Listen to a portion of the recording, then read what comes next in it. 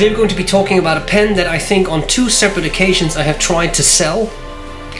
Both times it did not sell, and in a way I was kind of happy about that both times. We're talking about the Visconti Speakeasy. Now this is a big pen. This is a massive piece. Especially when capped, but I mean even when uncapped, it's big. It's a big pen. Backstory to the pen. Aziza and I were staying in a beautiful old grand hotel on the beach of Scheveningen. Have fun pronouncing that, my friends. Scheveningen is a beach town, very close, kind of conglomerated into The Hague. The Hague location of Akkerman. So of course when we were staying there we had to go to Akkerman. We walked in and the shop manager, Paul Rutte, my dear Paul, that we have really developed a nice bond with, was kind of smiling and he said, "Stephen, yesterday I got something in and I immediately had to think of you." And then he pulled out the box with the pen. Now this was a set. Speakeasies were those things where they served alcohol, in the Prohibition era in the US. So like a secret bar. So it had nothing to do with that. It just had to do with the fact that it's a big pen. So it's a large pen and it was sort of alcohol themed. It came with a hip flask, Visconti, which I gave to my friend Mr. Visconti, and a little funnel to fill it and all that stuff. But there was of course the pen, and I saw it and I held it and I thought, this is absolutely ridiculous. Now if you think the size is ridiculous, that's true. This is a massive monster, oversized. But that's not the worst thing. The worst thing is you unscrew the back end, and then in here is a sanitized compartment for your booze. So you can put a shot of alcohol in there and drink that during a particularly boring meeting or something. And not just that, but there's actually a little ring that you can twist. Right there, you see that's just a Visconti logo. But if I twist this ring, you can pick your poison. So I've moved it along one slot. And now all of a sudden it says sake. You can move it along. I'm not going to go do all of these, but you move it, in this case, to the other side. Now it says whiskey, and there's I think there's brandy, there's gin, cognac, whatever. There's a whole bunch of types of alcohol, so you can actually label what's in your pen. Of course, insane, a novelty. But the celluloid is beautiful. The blue and red is stunning. I mean, it really works. Faceted cap, round barrel, and then a faceted turning knob again. They did make a power filler of this called the St. Basil, which is I think $3,000. Has a vermeil overlay of the St. Basil Cathedral.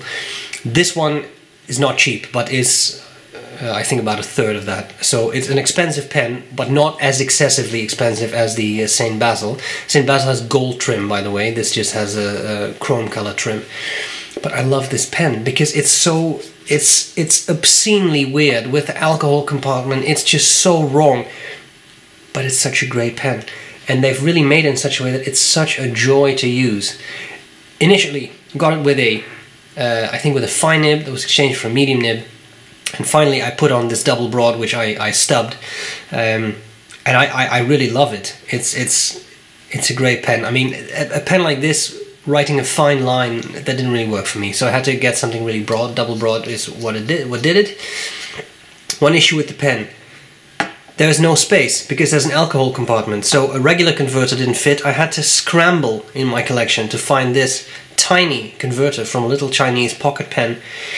Beyond that, it's only cartridges, and cartridges barely even fit in because there is a metal ring in there which kind of hampers them. It's design-wise, this is not the greatest piece of work. I realize it's an alcohol compartment, but as a pen, it's weird. But I love it. Look at how magnificent this is. Very imposing pen, and it has some great features. Just because of the faceted cap, you put it on your desk, I can't really show you that now, but it won't roll off because it has a large flat facet, so it doesn't roll. Beautiful. I mean, the celluloid, it's great. Also, it's number 77 out of 100. I know what we should attach to 77, but I can always say, oh yeah, 1977, launch of Star Wars. You know, you can do something weird. In any case, a stellar pen, and I couldn't leave it. I couldn't leave it. I saw it, I knew it was ridiculous, I knew it was super expensive, but hey, we were on a trip, we were having fun. And that's the nice thing about this pen. For me, it's not just the pen that I like, but it's the story behind it. Because whenever I think of this, I think of the Kurhaus, the name of the hotel there. Beautiful old classic hotel, wonderful dome, look it up. I'll try to write that in the writing sample, Kurhaus. But it's memories. Pens are a collection of memories, and this one is very powerful in that regard. So there you have it. You need to see how the pen writes. That's what's coming up next. I hope this was useful so far. Paul, thank you for, as always, for enabling me, and I'm glad to see you later. Bye bye. Okay, the Visconti Speakeasy.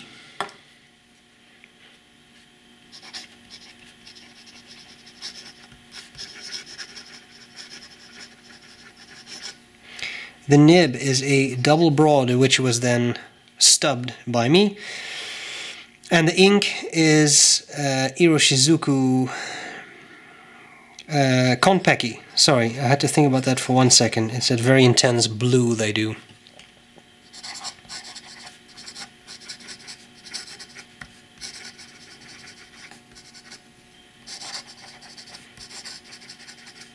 Very nice writer. Smooth, and I think this stubbing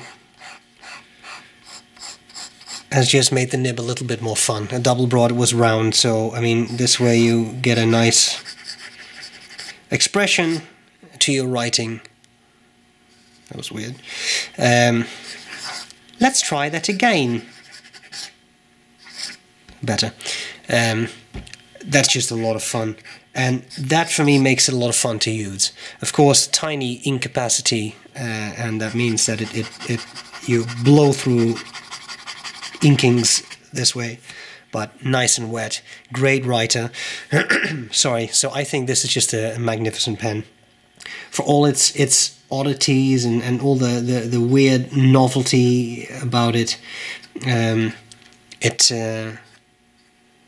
It has a lot going for it. Not just the beautiful material, but also the nice writing. So there you have it. The odd, yet magnificent Visconti Speakeasy.